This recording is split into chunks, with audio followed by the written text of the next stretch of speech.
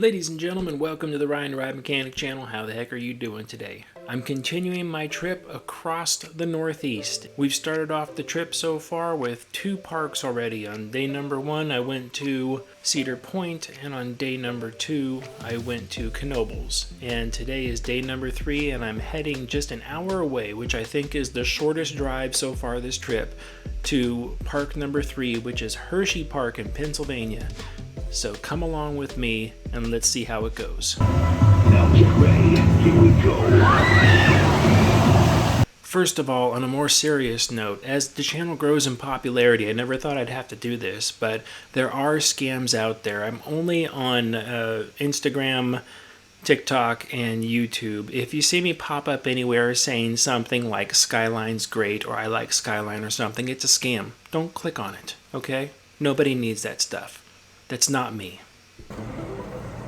We're going to park number 3 today. We spent yesterday at Knoebels, which was really fun. Really enjoyed that. If you haven't seen that video, go check it out. We had a good time there. Even though we only had basically like 3 hours and 45 minutes there, we still did a lot. Luckily the park wasn't packed. So today we are going to go to Hershey, which is great because I went there by myself back in 2019, but I'm excited to bring the family and see what they all think about it. So let's go check it out. Okay, we actually came to our hotel for the night. This is the Hershey Lodge.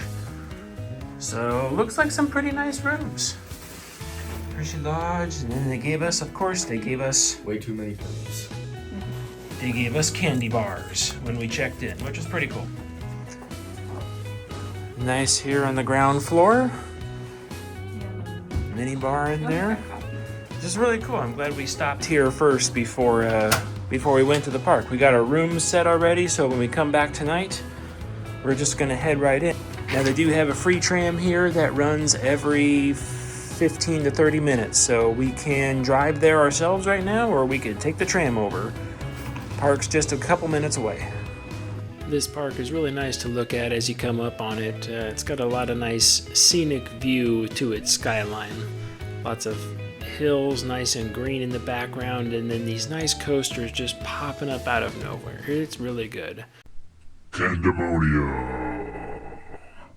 I believe it was Hershey's first hyper coaster. Pretty cool. The last time I was here, basically the lift hill wasn't finished and neither was the brake run. Only about an eighth of the track was actually installed. So it was nice to see it finally all these years later, say 6 years later, finally finished in person. That was pretty cool. Watching the operations work, they were doing a pretty good job bringing trains in and out. They were doing a good job getting the seats checked as much as possible, as quickly as they could. This was one of the first experiences I had with the load system here, and it was really cool to watch. It's like, okay, so seats in red means the seats haven't been cycled at all. Then once you get the proximity sensors made and you start to pull down the bar, they go from red to kind of a blackish color, and then once it gets down into range, it goes from that blackish or grayed out color to green. So they're locked, but then they see those are green, those guys are down.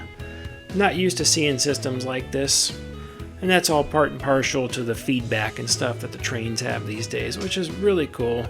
I like that everyone can see it. I know it's mainly all there for just the operations, but it's really cool for everyone else to be able to see it. Skyrush, yeah. I like this roller coaster. The last time I was here, it was a really fun experience. I'm curious to see if it changed at all over the years, if my perception had it changed at all. And in reality, it did. I thought it was a little slower. Wasn't as impressed with it this time, but it was still really fun. All right, next up, Wildcat's Revenge. Heard this one is basically comparable to Steel Vengeance, so let's check it out.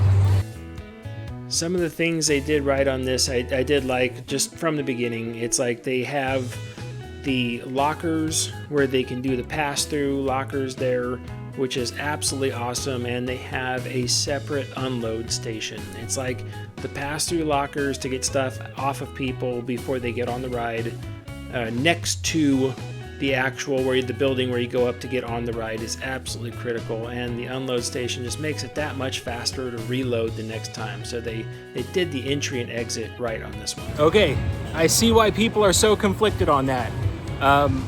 It's a really good ride. It's an awesome ride. It has a lot of strong elements in it. So my thing is, I like Wildcat's Revenge because of all the really strong elements that you can feel on it. At the same time, it's really hard to get past that it's not a super long ride like Steel Vengeance. Yeah. So the elements are super strong, the ride time's not that long. Obviously, Vengeance is a massive ride. Vengeance is like a minute and a half, 2 minutes maybe. Yeah. Straight ride. That was like Right. a minute. Maybe. So I also feel like all the elements in Vengeance are more drawn out, and there's more time just between them. But it also gets some really good 1-2 punches. I don't know. This is really tricky. I like both of them, but honestly, I think I think Vengeance still wins it just by a little bit. I understand the controversy here, though. Yeah. I would say Vengeance wins it because it's longer, faster, overall better theming too. I think. Better theming.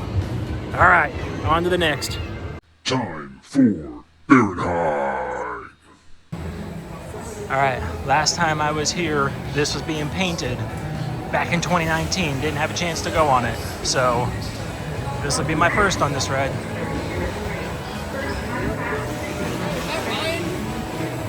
What's up, man?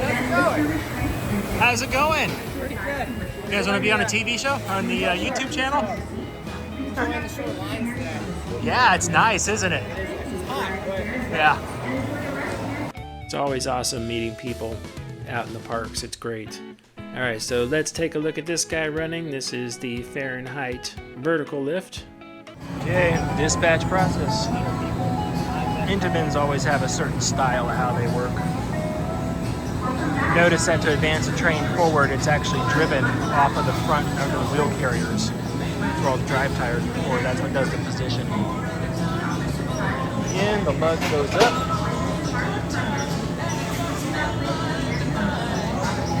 Gives it a nice push.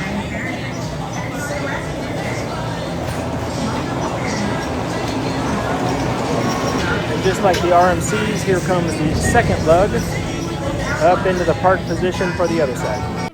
And that's a dual lift chain, so they're two independent systems. So one actually acts as the lifting, the other one's technically the anti-rollback on there, since the lift hill doesn't actually have anti-rollbacks on it. They just use two independent drive systems up there. The coaches and trains and stuff set up just like Maverick was at Cedar Point, so I was looking at those like, yeah, that looks to be about the same thing. Some minor differences on them, but that's more just model creation from ride to ride. Like that center. I always like looking at hitches on trains. It's always my thing. Mrs. the ride mechanic, watching me and son go up the lift hill. Very last coach in the back row, of course. Again, this trip is like back row. That's where we're gonna be. Let's get in the back row. You can't park that there. Okay, so I actually had a couple people contact me on this one, which is understandable. Looking at the boat sideways, it's like, what is going on there? So underneath the boat, that's where the drive system is. It's typically a drive tire and a big DC motor that sits underneath those style rides. Well, when the gearbox breaks or the motor has to be removed on that, you can't just pick them straight out. You need a crane. They're too big to lift by hand. So you need it's actually a very small crane, but you need something to get in there and pick those things straight up. So the only way to really do that is to ratchet the boat way over to one side, just enough to actually get a hook in there and pick the gearbox or the motor, whatever repair they're making, get it out of there. And then might as well leave it that way because you're going to have to put the stuff right back in. So if you're wondering, that is the reason the boat's off to the side, for them to remove something in the drive system underneath the boat. Boy, oh boy, here we go. Hershey's Battle for Metropolis. Let's get it. Battle for Metropolis was the only thing I could think of here, because I'm like, it's almost the same thing, minus the whole it doesn't have a track and it's not really whatever. Anyways, it's close. So I like getting some close-ups of the drive system. This is pretty much as close to a dark ride as you're going to get for drive system-wise, driving off the front fin there. It was interesting to see. Normally you can't see stuff like that close up. Nice little picture of all the brushes coming along the slip rails there. This was our score at the end. I did fairly okay, not too bad for shooting candy. It's kind of odd we don't exit through a gift shop on this. Like, I don't know, did they know how to do the rides here? It's supposed to exit through a gift shop. Storm Runner. Yeah. Best ride in the park. Maybe. It's really fun though. I like it a lot. Now get ready. Here we go. Intro plug right there, right? I love that sound. It's great. But this is a great ride, and actually it was kind of unusual. Didn't really find out till afterwards, because I was like, oh yeah, they're running 2 trains, and people are like, they're running both trains? It's like, yeah, they're running 2 trains, and I'm like, they ran both stations. We ran sometimes out of the left station, sometimes out of the right, and we got the switch track moving between them, and people were just like, people that go there all the time were like, really? They were using both sides? Yeah. Now it's time to watch the Boomerang run for a little bit. Some Boomerang hydraulic power packages. Very fun to watch. Always need some video of those things working. Lots of cable. Like, it's good stuff. All the Boomerang revolves around this. Okay, we enjoyed our rides on Storm Runner. That was great. Very short after a bunch of other rides now, but we're now going to go on the Boomerang. This one's nice because it's got the MK, 1212 frames and seats and stuff, so it's nice to sit in. Always nice to look at the back and see the catch wagon hook up, see what they're doing there. I noticed on this particular train they're not running the fiberglass cowls over the top of the road wheels. I don't really think that's a big deal, but I mean, it can fling up paint and track grease and stuff all over the coaches, make things a little bit dirtier than they probably should be. But one of the things I did like to see here, which I always was trying for mine, was the magnetic brakes in the station. It was really nice to see actual magnetic brakes and not get that massive noise going back through there. You could see them here. They're in their applied position right now. And then right before the train releases, you'll see them slide sideways just like that. And then the train releases and it starts coming down the lift hill. And once the magnetic field is broken on those eddy current brakes, they won't work at all. This train ripped right through there. Coming backwards through the loop. The tunnel's a nice little addition. I didn't smell anything in there.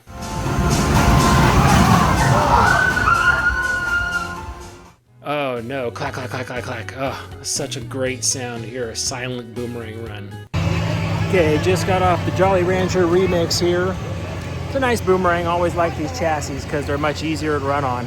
But I wanted to show you guys this. Here's how you know that your accumulator on Lift 2 is either broken or about to fail completely. I'll show you what's going on. Okay, the ride should not stall right here. But it does, it stalls. It shouldn't stall like that. So that's a sign that the accumulator up on Lift 2, all the way up at the top there, is undercharged or about to rupture.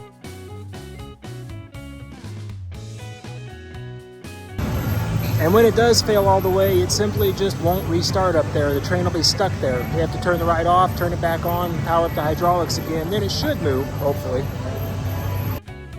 Okay, at this particular park, Mrs. the Ride Mechanic wasn't having the big rides today, so that was no problem. But she did see this little ride over here, a little roller coaster she wanted to go on to. This is Trailblazer. It was a nice little mine train style ride. Nothing too fancy to write home about. Got some nerd shots in the station here, checking out some of the brakes. Pin style brakes down there, the mechanicals, and then they had a nice little eddy current brake right in front of me. By Dynamic Brakes. I'm very familiar with that brand. They make some good stuff, positionable, fixed, whatever you need. So we just got off Trailblazer. It's a fun little ride. I used, there was too much side to side, not enough padding, so I used my X-brace technique, and my legs were saved because of that. I did not use the X-brace to take whatever that thing is, and my thighs hurt a lot. And now his thighs hurt. Yep. And he got stapled. Yeah. Nice. The lady gave me unnecessary safety click, and I was like, ah. Yep, that's stapling. Classic. Stapling's no fun, huh? Oh boy, time for Great Bear. Why it's called Great Bear, I don't know. B&M brakes, anybody? B&M anybody? Anybody? B&M stuff? No? Okay, going once, going twice. Well, I asked. All right, so honestly, none of us were that impressed with this ride. I remember back in 2019 when I rode it, it also wasn't anything fun to write home about. I mean, it's okay. It's a B&M invert. It has a little bit of force here and there. It's got some inversions on it, but nothing's really that tight, and it's got a lot of transport sections where I'm just very aware of just like, okay, we've stopped doing fun stuff, and now we're just going to that side over there. It wasn't really much there. The Super Duper Looper was the same way. It's like, it's a Schwarzkopf. I love the Super Duper Looper, but it was also one of those things. It's like there was several points where it just kind of straightened out, and we just had to go from point A to point B, and that was pretty much it. So, hope you enjoyed the B&M brake nerd shots. Water hydration stations. There was cold water coming out of these machines that anyone could just walk up to and get. This was amazing. So we left the park after this. We were all getting hot, and at the same time, we needed a break, and we had done most everything already. Despite it being really hot that day, the park was actually not busy at all. It was super lightweight. I mean, there was no line over either walk-on or just a couple of minutes in line. That was it.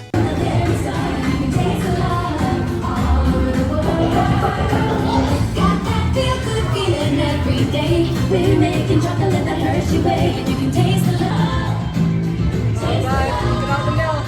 My high as balls, all the cows are talking to me. What is going on here?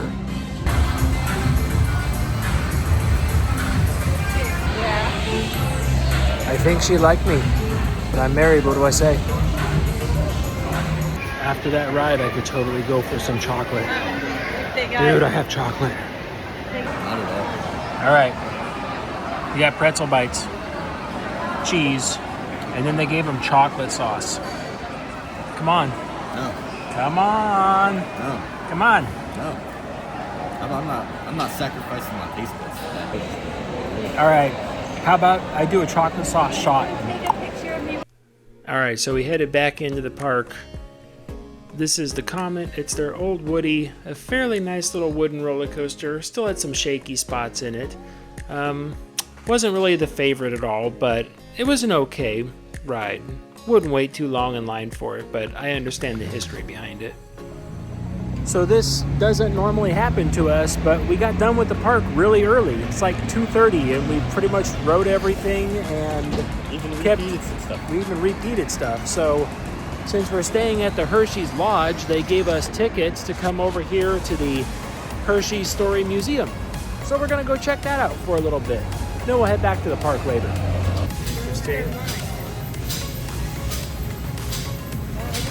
Yeah, these are the machines that actually do the wrapping of the Hershey Kisses. All clear? All clear? It's pretty interesting. Mechanical, these machines that are on assembly lines and stuff, they're very interesting to watch.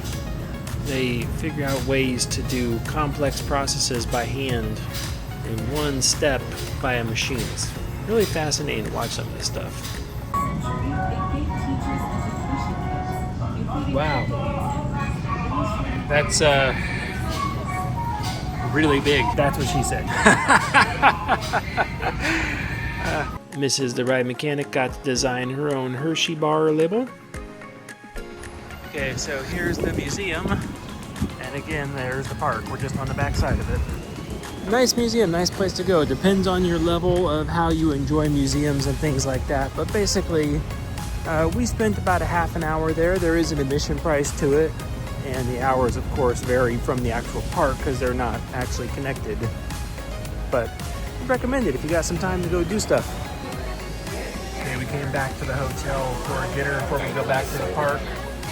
We're at the Bear's Den.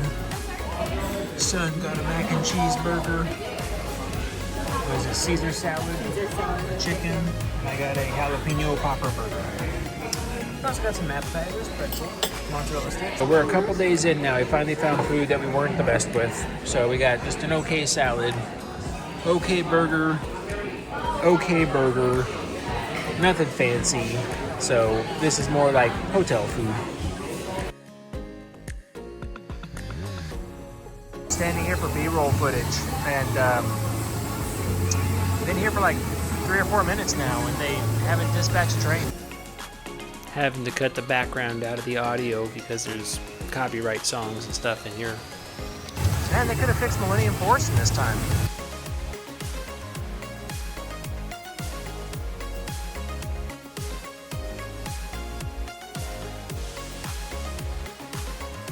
Like 5 minutes. We've been here for 5 minutes.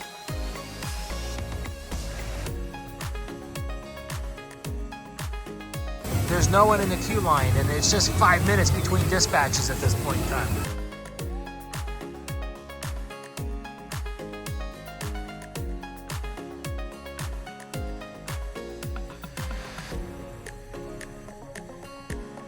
Is that movement? Oh.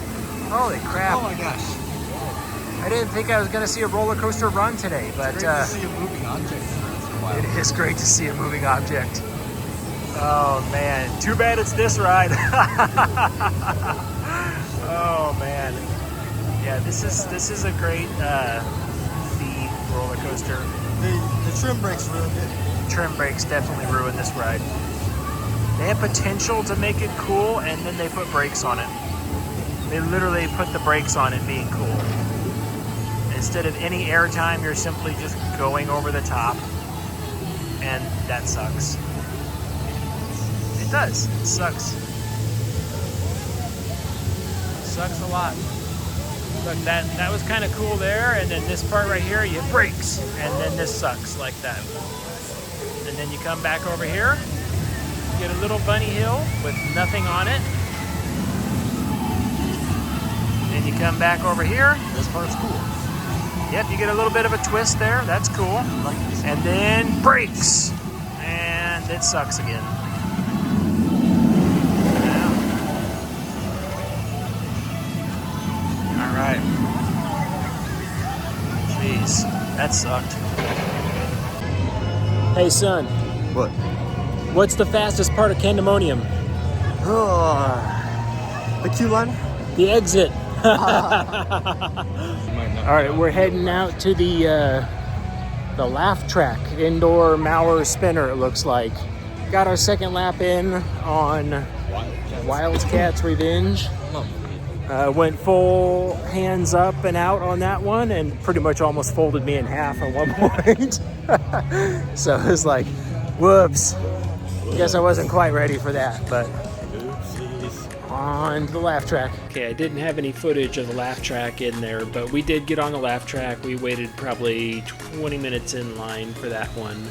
That was also a fun little, yeah, it's an indoor like Mauer spinner. I'm pretty sure it is. It's a Mauer spinner. It's indoors, it's cool.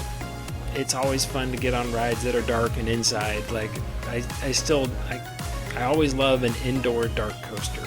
So it is a fun thing to go do. But it's also hidden in the back area of the park. Honestly, the first time I was here, I didn't even know it was there. We were walking by and son was like, hey, let's go on Laff Trakk. I'm like, the what? Where is it? And we walked up to something. I'm like, what is this? Like, this is the ride. I'm like, I had no clue. Man, it's hidden unless you're looking for it. All right, Lightning Racer. Let's get it. All right, here we are, Lightning Racer. And we got both sides running. That's great. 4 trains, both sides. Hopefully we get a good race.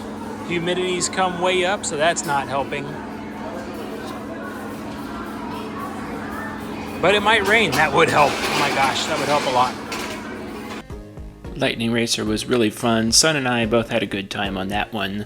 That's a GCI, well, it's GCI trains on it at least, but it's really good. It's got a lot of forceful curves around there, which is a nice thing on a lot of woodies. It's not too rough, although it does have some spots out there that aren't the best. It might be some upkeep and maintenance, or it might be a little bit of design. Can't tell if it might actually be ground settling in some areas. It's kind of weird, the spots that had the rough on it. But it's cool that they're able to keep the trains racing and give the guests that interactive experience between it. You could tell the operators were trying really hard to time each cycle to where they got their dispatches correct and people were able to race during the cycle. That was one that when we got off, Son actually is like, I want to do that one again, which isn't that common for us in general, to get right off something and get right back on it. But we were able to do that on this one. It was pretty good. And we got a couple laps in on it, and Son really enjoyed the ride, so that was great. Okay, going on Twisted Gravity, really? You're gonna put the exhaust vents from the air compressors pointing all the hot air directly into the queue line? Seriously? Come on, folks. Now, I was really looking at this one, comparing it to Screamin' Swings at Cedar Point, and yeah, they're pretty much identical. I'm not sure, maybe the specs, one's a little bit bigger or not, but I think they're pretty much the same size. They look to be the same construction. This one, the only difference is really it has shiny paint versus dull paint. That's pretty much it. But yeah, the only crap part about this one is, like I pointed out in the queue line, they put the output for the air compressor heat exchangers pointing directly into the queue line. Like, are you guys just trying to cook people? Like, what's going on? You're gonna make people pass out on a hot sunny day. That queue line down there is gonna be, oh man, 100 degrees. It's gonna be a lot. No good. Trying to take some of this video for the next time I do a how one of the Screamin' Swings style rides work from SNS. Okay, we went on this Twisted Gravity. Honestly, felt exactly the same and everything as the Screamin' Swing at Cedar Point. So we figured we were going to end our day the way we started, going on the world's smallest, slowest hypercoaster. I don't know. We're gonna go on this roller coaster again and just finish it off the way we started, because we've pretty much done everything else today 2 times. All right, time for the overall wrap up. We pretty much went around and did the majority of rides in the park twice, sometimes 3 times. I know we did like a Storm Chaser. We did that like 3 times, I think it was. We had a lot of fun. It was hot. Not super hot, but I mean it was hot, and the park was just not crowded at all. Most every single ride we went up to, most of the time we just waited for the next train to come in and we got right on the ride. Sometimes we had to wait a couple of cycles to get on the ride. It wasn't much at all, but I mean, we got on the Comet, we got on Candymonium a couple times, we went on the Super Duper Looper I think a couple times. Bear roller coaster, we only did that one once because we weren't impressed with it at all to do it multiple times. We did Skyrush a couple times. Storm Chaser, Storm Runner, Chaser. Anyways, hydraulic launch ride, we did that a couple times. Boomerang, we did it once. Wildcat's Revenge, we did that a couple times. Very nice RMC back over there, but not quite as good as Steel Vengeance, like I said earlier. And pretty much, and we had lunch, we had dinner outside of the park, and we were able to go to a museum in the middle of the day. I mean, it was a really good day for us, and we really enjoyed it. We really went back to the hotel and crashed that night, and just, whew, we were tired after that. But if there's one thing we could take away from Hershey and spread it across all the other parks, it is the water fill station. Please, other parks, put in water fill stations like Hershey. Like, that should be the golden standard, just to walk up and get cold water, actual cold water, out of a drinking dispenser into your cup, and not have to pass your cup to somebody on the other side of a counter and have them do anything else. It's like people just walk up and push on the little pedal and the water comes out. And unlike a Disney thing, it's like, nope, this isn't just straight tap water out of the ground. So I wish we could take along that.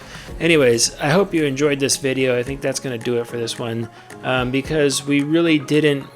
It was such a short trip from our hotel close to Knoebels to this one. We really didn't get any updates on the license plate, so it's going to stay exactly the same. Our map of the license plate game is going to stay exactly the same as it was the other day on the last video. If you haven't seen those other videos, go check them out. This is, again, park number 3 on this trip. And next week's park, we are going to be headed out to Dorney in Pennsylvania. In Pennsylvania, we did 3 stops, and Dorney's the next one. So that's going to be next week's video. I hope everyone's enjoying this. Like, comment, share, subscribe, do all that stuff downstairs. It does help me out. I do appreciate it. And as always, stay off the air gates. Bye.